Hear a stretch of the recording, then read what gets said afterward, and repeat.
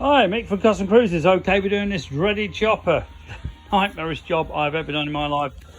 Okay, your fuel tank's always coming off on and off on a Harley, and as you know, you've got this ridiculous pipe system underneath. Okay, what could be better than this? Normally, you undo it and it pisses fuel everywhere, right? We're going to press this. Now that will seal.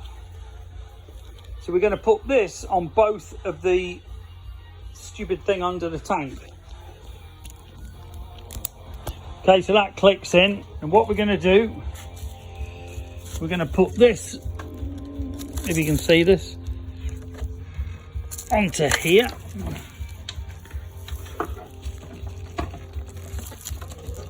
Okay, and you can see that.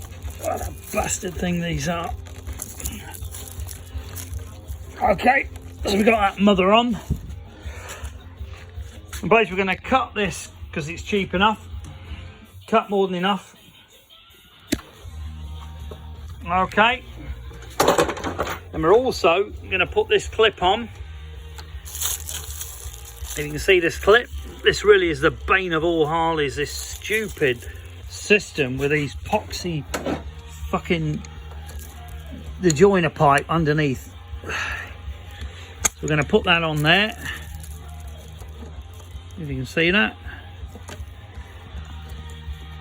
he says. Okay, so we got that on, and that's going to stop it going there. And we're basically going to feed this underneath through the other side, and you can get the gist of what's going to happen. Basically, it means you can now disconnect this bloody fuel tank without fucking draining it all over the bloody floor. So this is going to go on here. Okay, and then when we press this, we can take the fuel tank off and it won't all piss out everywhere like it does. But you know, I've got to admit, it really is the dumbest idea I've ever seen on any motorbike, Harley, having this system. I can understand it when they had the old tanks, you know, the old crap system. Well, not crap, but the separate tanks. But in this day and age, come on, Harley Davidson, why are you still using that? Basically, chopper pretty well done, thank fuck, is the only word to describe it. Bloody thing's been a nightmare.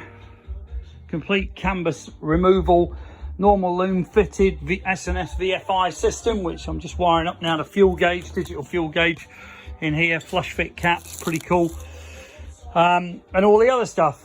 This is a temporary mount, we're going to fit a billet one. Just got to finish off the wiring. The wiring under here, horrendous, but it all works and very cool. We got the speedo are actually built in the mirrors. This thing is absolutely mental. I think it's the only word to describe it. Just to give an example, he says. Okay, we got this also, a Moloch, very cool. This little thing turns your bike on. You can see here, how cool is that? Just one little thing, Moloch, very cool. Now this is the loom to end all looms. It's got all your idiot lights built in, Thunderheart system. We got an Odyssey PC545 because it's a Softail. Got the S&S VFI here. The seat base will have to be modified, obviously. We've got the mini indicators going on. The mini push buttons, ultra cool, hydraulic clutch as well. So when we turn, you just press this little button in. You can see we're in neutral. The amazing thing is, it even does this. And then we've got the micro indicators under the bars. We've got the super cool little master cylinders, black pipe there, LED headlight, not mad on myself. We got the American suspension forks, monsters, absolute monsters. Okay,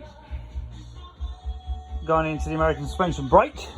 Under here we've had to put an inline hydraulic system for this. The indicators, you can see, very, very cool, very bright. Brake lights are even brighter, obviously. But I've got to admit, this bike is certainly a pretty cool machine. As you can see, that then turns the bike off. So if you want any ultra cool stuff, give us a call. Got the dual sharp curve radius from what's it called, Freedom. But this is really an amazing idea and very well worth fitting on your bike, because every time we take the bloody tank off, the whole workshop gets filled with fuel. So we're going to fit this on every bike from now on. Okay, Motion Pro, give us a call, 01773835666, customcruisers.com, or the new site customcruisers.eu. If it ever works, goddamn French. Thank you.